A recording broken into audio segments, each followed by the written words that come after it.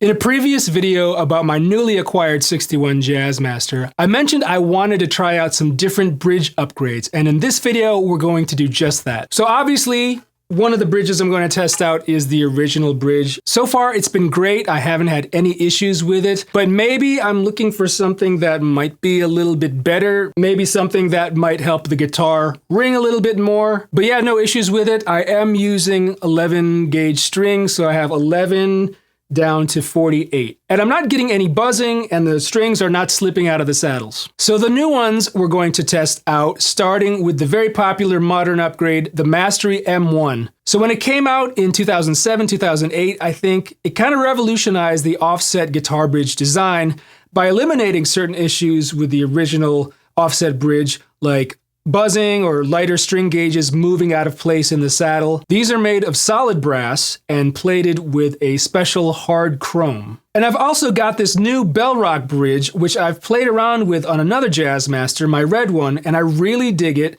I love the design. It's made of cold rolled steel, and it has this removable wood veneer, which helps tame some of the high end associated with Jazzmasters. So you can choose to use the wood veneer or remove it to have all metal. So really simply, I'm just going to edit together an ABC comparison test with some different playing examples, the different pickup positions, and hopefully we can hear the differences between the three bridges. And at the end of it, I'm hopefully going to pick my favorite that's going to stay on the 61 Jazzmaster.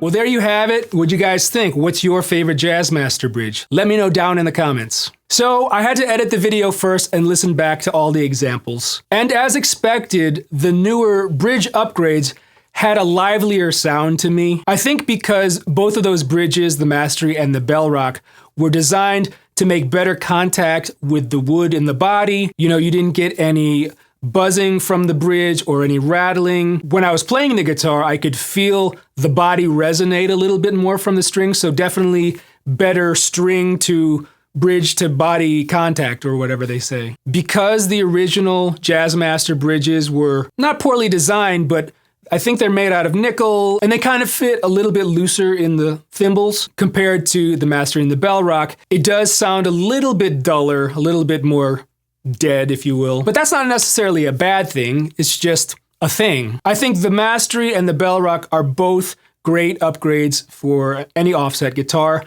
The Mastery has a little more brightness to it, and that's possibly because the Belrok, I kept that wood veneer on, which is intended to tame some of that high end off. If I took it off, which I'll probably try to do an A/B test at some point, it'll probably sound similar. The Belrok and the Mastery are pretty close in tone. One thing to point out about the Belrok bridge, and if you're interested in getting it, I'll put links to all of these products in the description. They're not affiliate links, so I'm not making any money promoting them. The Belrok bridge is a fixed radius, meaning when you order the bridge, you have to choose the radius of your guitar. And currently they have 7.25, 9.5, and 12. And this was just really a tone test. I'm not really gonna talk about the mechanics of how the bridge works and how to set it up and all that stuff. But the bridge that I decided that I'm going to have on my 61 Jazzmaster is the original. So why the original? A big part of it was just the vibe of having the original bridge on this guitar, both visually and tonally. You know, I said that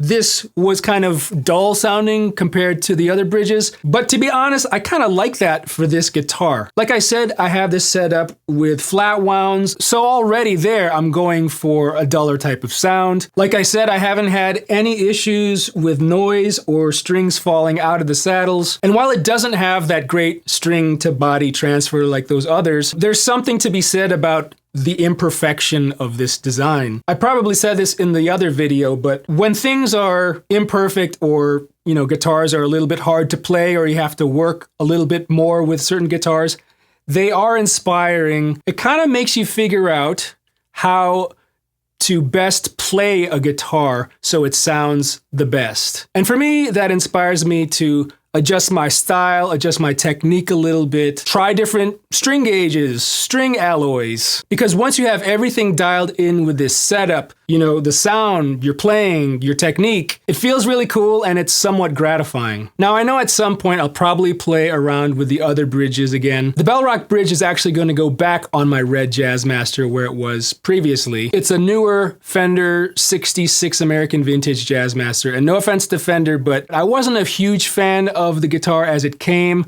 but once I put that Belrok bridge on, it totally transformed it. It actually became a favorite guitar, and I guess it spearheaded my interest or re-interest in Jazzmasters, which led me to find and purchase this one. And as far as the Mastery goes, I do have a Mastery on my Novo, and I actually have another offset guitar coming, hopefully, fingers crossed, that I'll probably try the Mastery bridge on that one. But yeah, the 61 Jazzmaster stays untouched. All right, y'all, if you like this video, click that thumbs up, share it with your friends and family. And if you want to see more videos like this, gear demos or guitar lessons, click that subscribe button. Thanks again for watching. I'm RJ Ronquillo, and I'll see you in the next video.